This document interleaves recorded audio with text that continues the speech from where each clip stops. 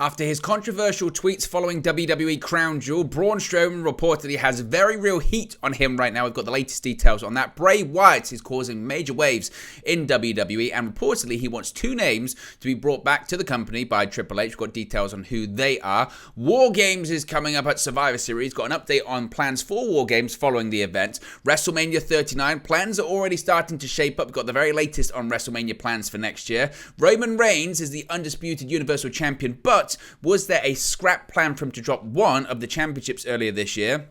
Roode is reportedly on his way back to WWE. An Impact Wrestling star exits the company and is possibly returning home to WWE. We've got an update on the effect that Logan Paul has had on the interest in WWE, and Natalya is out of action for 3 months.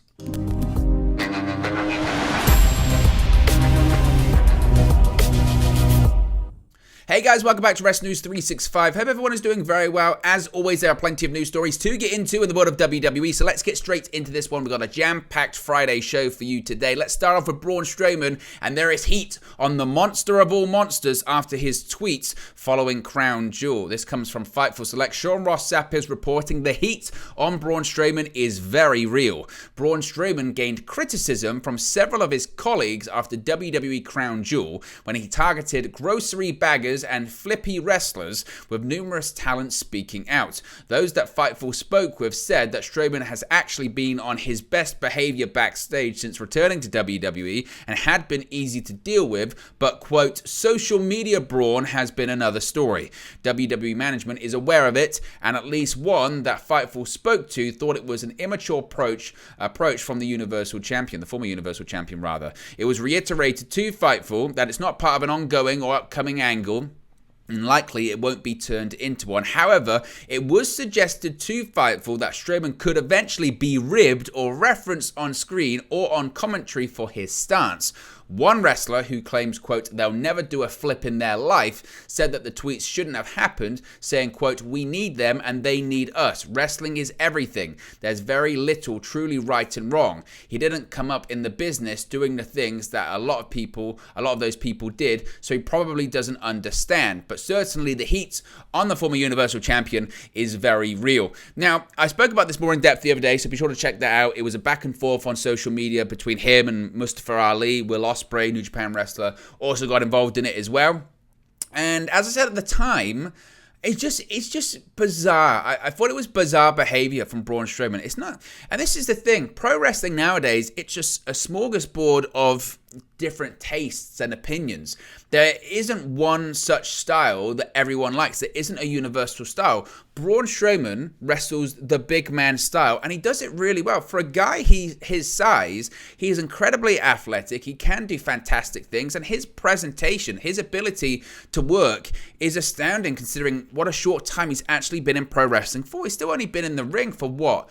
He made his debut in 2015, so we're talking about 7 years, certainly. That's enough time to get good. But for a guy his size, a lot of the time throughout professional wrestling history, guys his size don't tend to get that good. Braun Strowman is a decent wrestler for a guy of his size, and frankly, he did pull it off at Crown Jewel against the Mask. They had a good match, certainly a good big man match. It kept the crowd entertained. They do big numbers. It will always do big numbers. Giants facing off against each other, monsters battling. It's King Kong versus Godzilla. It's always done well. It will continue to do well. And Braun Strowman versus the Mask was no different. Those numbers have done well, and they'll continue to do well. It's no different there.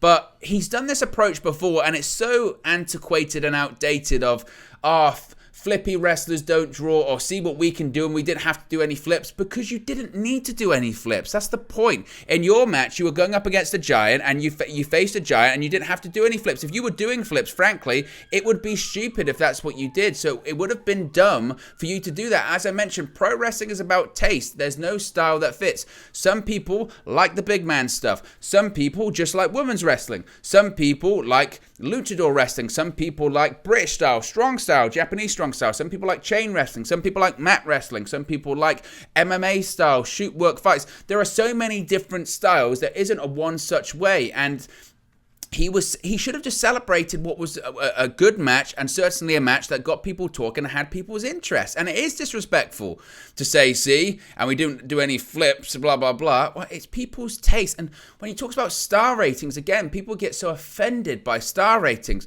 Star ratings are the opinion of that person. That person can say a match is 5-star. Another person can say, I thought that match was horrible, 0 stars. And neither one of them are right or wrong, because it's subjective. It's opinion.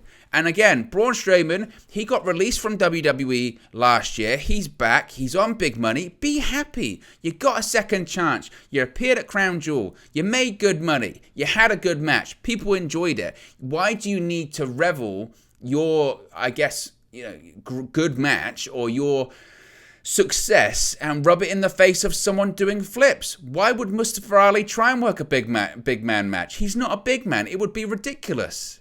That's the style. It's bizarre. Again, it's bizarre. And I can understand why people would be offended by it or upset by it backstage. Because, like you said, if he's in his best behavior, would he say that to their face? I don't know. At the same time, again, when he was talking about independent wrestlers before, he was very quiet when he was an independent wrestler. For someone that when he was an independent wrestler, he tried to launch a promotion that drew like 25 people at a bar in Orlando. You'd think he would have been humbled slightly, but no. So it's just, like I said, it's bizarre. It's bizarre, and it'll be interesting to see if it does get referenced on television. Bray Wyatt is certainly causing a lot of people to talk about the Uncle Howdy storyline, the White Rabbit, the Wyatt Six. So much speculation going on about the future of Wyatt, the future of his storylines on WWE programming. And since assuming control as WWE's chief content officer, Triple H has brought back as many as 15 wrestlers who were previously released under the Vince McMahon regime. The list includes the likes of B-Fab, Ashanti, the Adonis, Top Dollar, Dakota Kai, Dexter Lumis, Karrion Kross, Scarlett, Johnny Gargano, the aforementioned Braun Strowman, Candice LeRae, Bray Wyatt, Kyle Anderson, Luke Gallows, Emma, and most recently on Raw this week, Mia Yim. However, it appears Wyatt is pushing Triple H to bring back 2 more former WWE superstars, namely Bo Dallas and Eric Rowan, also known as Eric Redbeard. In a recent interview with Louis Dangoor of Give Me Sport, the insider WrestleVotes account reported that Wyatt has, quote, a lot of say over his storylines currently, and that WWE's higher-ups are listening to all of his ideas. Quote, there's people that like Bray, that Bray likes, people he wants to work with, WrestleVotes told Give Me Sport. Bo Dallas is one of them, and so is Eric Rowan. If Eric wants to come back, I'm sure they'd allow it, if Bray also wanted it. WrestleVotes added, I know for a fact they will listen to every single idea that man has, and they will try to do it to perfection. That's the kind of respect he has. The bit about Wyatt enjoying significant creative influence over his creative direction shouldn't come as much of a surprise. The former Universal Champion has reportedly leapfrogged the Bloodline as WWE's top merch seller since his comeback, and his segments on SmackDown have been consistently the most watched on both YouTube and television. As for Dallas, Wyatt's real-life sibling, being brought to WWE, the possibility has previously been floated by the Wrestling Observer. At one point, there was a theory on social media that Dallas could be unveiled as Uncle Howdy, the mysterious masked figure who has confronted Wyatt over the past several weeks, but that remains to be seen. As I said several times in those Uncle Howdy breakdowns that we've done on the channel, be sure to check those out, I never at one point thought that was Bo Dallas because it's Bray Wyatt.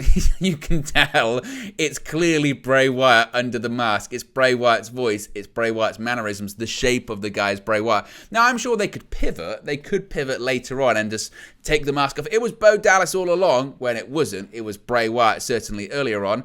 But we'd heard that Bo Dallas was going to be on his way back to WWE. I think it was Brian Alvarez that reported that previously. Looks like he jumped the gun a little bit there, and the pen hasn't been put to paper, as it were.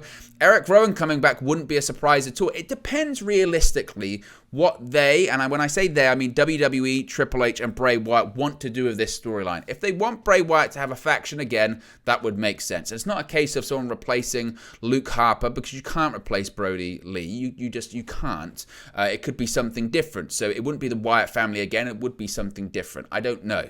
But we don't know if Bray Wyatt's going to have a faction. There's been all this talk about Wyatt 6, even though Wyatt 6 hasn't been referenced on WWE television, really. It's only been on his Twitter. And if we were to do a Wyatt 6, as I mentioned, I think think it would be 6 personalities of Wyatt as opposed to 6 people in the group. But plans could change. We heard that there's a loose plan for him heading to WrestleMania, but we don't really know the finer details, and WWE doesn't either yet. So I think there's still a lot at play when it comes to Bray Wyatt and this creative moving forward. War Games is on the horizon. Later this month, Survivor Series War Games, of course, the first time War Games is going to be presented on the WWE main roster. And War Games has become a favorite match stipulation for many since it was reintroduced by William Regal and NXT in 2017. The cage double ring has hosted many insane spots over the past 5 years, and it seems WWE is keen to make the match a spot fest. Writing in the Wrestling Observer newsletter, Dave Meltzer noted that WWE is keen to make Survivor Series 2022's War Games matches as spectacular as possible so that they can use footage of the show to promote future War Games matches, which of course, duh.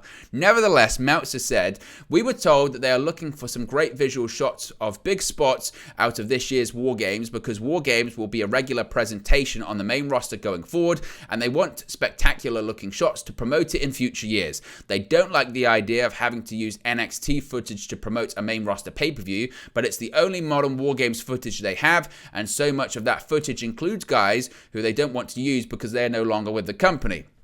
The men's Survivor Series War Games match lineup is yet to be announced, but we do know the majority of the women who will be entering the cage. Bianca Belair, Alexa Bliss, and 2 to-be-determined partners will take on Bayley, Dakota Kai, Io Sky, Nikki Cross, and another to-be-determined partner in the first ever women's main roster War Games match.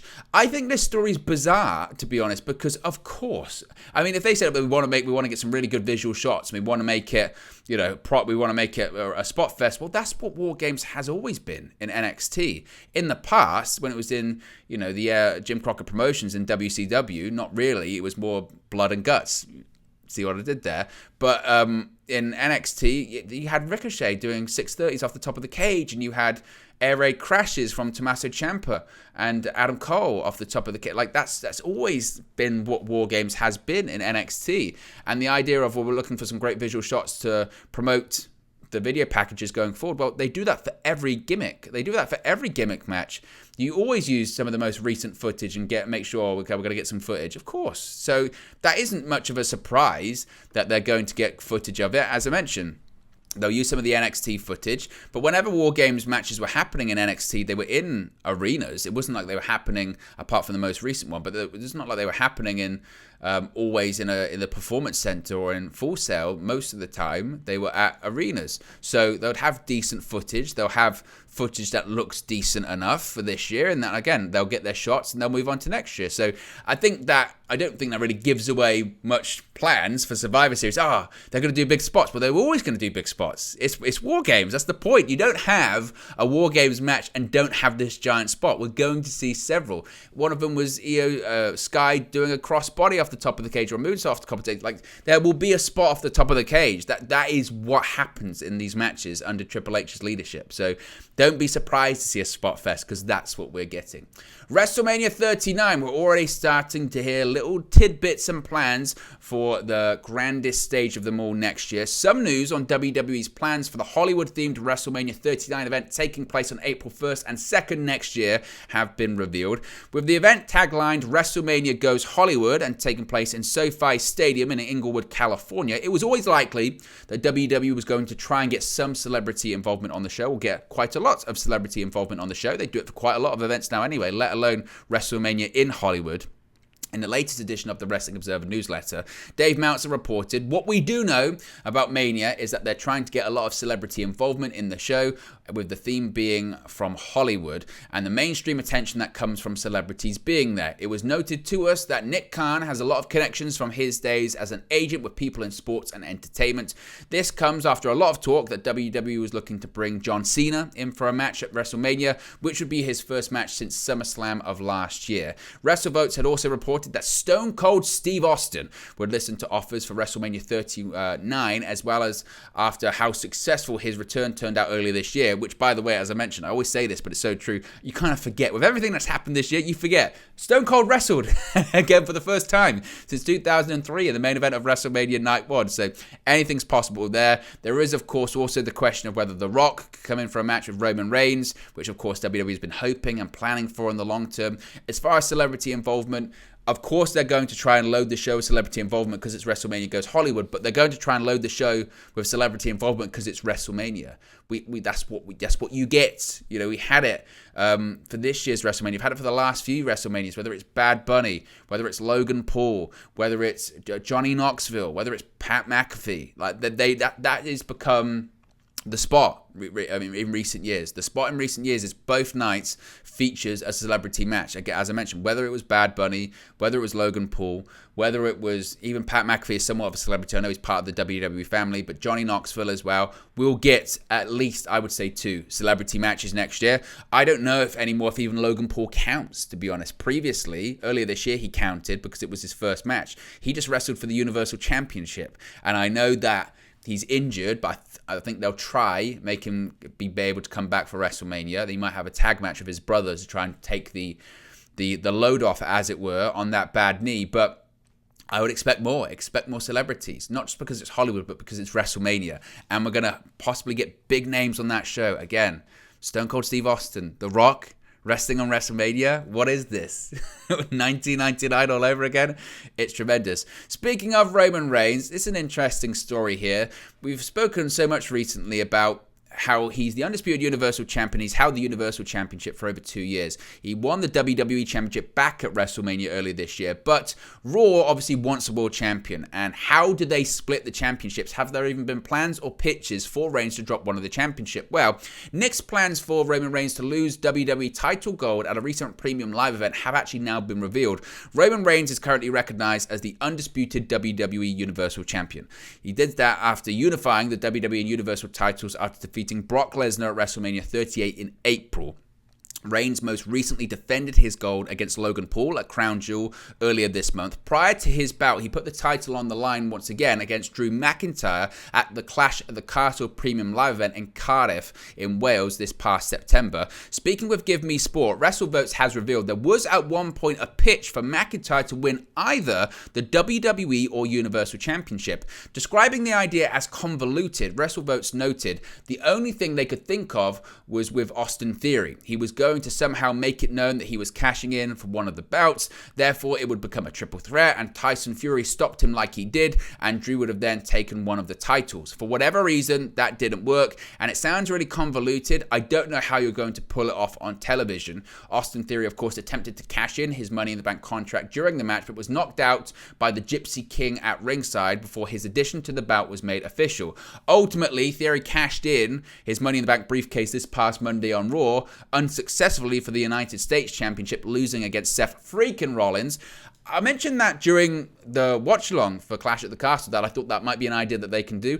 Ultimately, and it's not Triple H's fault because he wasn't in creative at the time, but WWE has backed themselves into a corner when it comes to Roman Reigns. Therefore, that I honestly think that was their best way of splitting the championships without Reigns taking a pinfall. They could have done that. Austin Theory could have cashed in. Drew McIntyre could have hit a Claymore on Theory. 1, 2, 3. But he's on Raw, so it's only for the WWE Championship. It would have been convoluted. It would have been messy. But they find themselves in a messy situation. So they didn't really have much opportunity. Now it's got to the point of, unless they have a match like WrestleMania 2000, where it's like a triple threat match and it's and there's 2 falls in the match, and the first falls for the WWE Championship, the next falls for the Universal Championship. You have the person that isn't Roman Reigns be pinned for the WWE Championship, and then Reigns ultimately gets the victory and wins, or retains rather, the Universal Championship. I think that's the only way that they could go, but they're in a difficult position with it. It's challenging. Robert Roode is on his way back to WWE television after 7 months off TV. A new update has come to light on the status of Robert Roode, who hasn't wrestled on WWE TV since the beginning of April. Roode hasn't wrestled at all since a non-televised house show in June, and he revealed in September that he'd undergone a medical procedure at Southlake Orthopedics in Birmingham, Alabama. According to PW Insider, Roode was spotted back in Birmingham on November 9, and the hope is that he'll be making the return to the ring soon. The report states that WWE has talked about bringing Roode to SmackDown, which would split up his tag team of Dolph Ziggler, unless Ziggler, of course, is moved over from Raw as well. Roode was pushed heavily as NXT champion when Paul Levesque was booking NXT, but he's never hit the same heights on the main roster. With Triple H now at the helm and a chance for a fresh start, perhaps we could see Roode elevated more than he was under Vince McMahon and the previous regime. I mean, it's possible. The problem is that Roode is not in his prime anymore. I mean, he looks fantastic. He always does, but he's not in his prime. The biggest mistake with Robert Roode, or Bobby Roode, whatever you want to call him, was that he was on NXT, he was over because of his entrance largely, but he was over, he was NXT champion, he was a heel, he was a great heel, and what did they do? They debuted him on the main roster as a babyface. Killed him immediately. And it's not to say Bobby Roode can't be a babyface, but he's better as a heel. So immediately from the get-go, it was not going to work out. Then Vince McMahon goes, why isn't it working out? I'm going to sour on him. He soured on him, and then he mid-card. And then certainly in more recent years, he's a veteran, so he's in a tag team with Dolph Ziggler, another veteran. We help get people over. That was his role. Let's talk a little bit about Impact, since we're talking about former Impact World Champion. Chelsea Green has now officially left Impact Wrestling. The latest, she could be the latest name returning to WWE, of course. After a heartbreaking loss to Mickie James on last night's edition of Impact on Access TV, Chelsea Green was spotted leaving Impact, possibly for good. In a scene with VXT bestie Deonna Purrazzo following her out of the building, trying to get to the bottom of what's been going on with Chelsea, Green stopped to respond and said, I was supposed to beat her. I was supposed to retire Mickie James. Deonna, I'm going. To which Purrazzo replied, it's fine, but where? Where are you going? Green responded, I'm going home, Deonna. And then after being queried why, simply repeating again, I'm going home. Home, you say? Now fans are now thinking home could be WWE, her former home, of course, albeit to a much different regime in place than when she was last employed by the company. Triple H is now the head of creative. There's no confirmation she's going back to imminently to WWE or anything like that. Fightful had reached out to her and she said that she's still heavily booked up. She does the NWA as well, and she does, I guess she could still be doing GCW stuff with Matt Cardona, but it has been heavily rumored she could be on her way back to WWE and on her way home. I wouldn't really describe WWE as home for her, considering she was very rarely on the main roster and injured a lot of the time, but certainly she could be headed to WWE, so keep an eye out for Chelsea Green. We spoke about Logan Paul earlier on, and this is a fascinating insight. This is why Logan Paul is in the main event of Crown Jewel. Not only is he a fantastic wrestler, despite only wrestling 3 matches for WWE now, but certainly you see the buzz that this guy generates. Per Dave Meltzer on the latest edition of the Wrestling Observer newsletter, there were 200,000 searches for Logan Paul ahead of the event, ahead of Crown Jewel. Also pointing out that Crown Jewel was WWE's most viewed international event ever. Meltzer wrote, Google searches echoed that as 300,000 would have been the highest and 200,000 of those were for Paul, so he was clearly the key to swelling of the numbers. And while maybe the gig is up with the brothers as far as expensive pay-per-view shows, the concept of Logan going for the title in a low-cost show is a big and was a big success. Of course, Paul suffered a knee injury, tearing his MCL, ACL, and meniscus. He should be out of action for a long period of time, but certainly the effect that he had in terms of business is there to be seen. Now, when it comes to pay-per-view is dead. Pay-per-view is certainly dead. According to the Wrestling Observer newsletter, the premium live event held in Riyadh scored the lowest numbers of pay-per-view for a WWE event ever. Dave Meltzer reported pay-per-view numbers for the show were 6,500, the lowest of any WWE pay-per-view show in history and down 39% from Extreme Rules. Although they were not going to do pay-per-view numbers close to Extreme Rules out of the regular time slot, but this was also lower than prior Saudi Arabia shows had done, and some of them were on Thursdays. It was also down 18.6% in pay-per-view buys from the 8,000 the last Saudi Arabia show Elimination Chamber. Granted, pay-per-view numbers aren't that significant except when it comes to comparing interest in different shows during the same time frame. To be honest, I don't even really know why it's a big story. Pay-per-view isn't even a business model for WWE. It's just a small revenue source at this point. They have their money. They have their money from Peacock. This is why they're able to do shows internationally, and they don't care about really how well they draw in terms of pay-per-view buys. Previously, it would have been a problem for WWE because they said, oh, who wants to buy a pay-per-view at midday? You know, that had been the concern for them. Now, it doesn't matter. They've got the money from NBC Universal. They signed $1 billion contract to have their events on Peacock. So because of that, because of the networks on Peacock, they've already got the money. It doesn't matter whether they draw to an extent. It kind of matters how many people watch it on Peacock. And a lot of people watch it on Peacock. Millions. More people are watching WWE Premium Live events than pretty much ever before because of Peacock. They're doing record numbers. So it's not a problem when it comes to the pay-per-view buys. Finally, Natalya is going to be out of action for possibly 3 months. On November 7, Natalya underwent no surgery and shared a photo from her hospital bed. The surgery was covered by WWE with an injury angle that saw Natalya on the receiving end of a knee to the face from Shayna Baszler. The angle was reportedly booked as cover for Natalya's planned nasal surgery. It's not clear how long Natalya would be out of action for following the surgery, but an indication of the time frame has now emerged. According to a report in the latest Wrestling Observer newsletter, it is written, Natalya suffered a dislocated nose and needed surgery on November 7. She'll be out of action for a minimum of 3 months and perhaps a little longer because they will be waiting for it to fully heal, and this isn't the 3 weeks back after ankle surgery she did a few years back to prove that she could.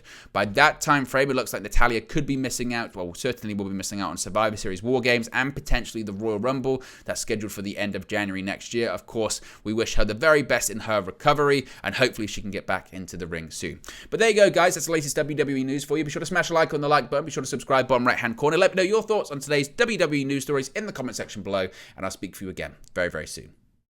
Hey guys, thank you for watching, listening, streaming, or however you come across this video today. Be sure to click on the video on the right there to watch our next video, or click the bottom there to subscribe, or the bottom right hand corner. Thank you very much, and I'll speak to you again very soon.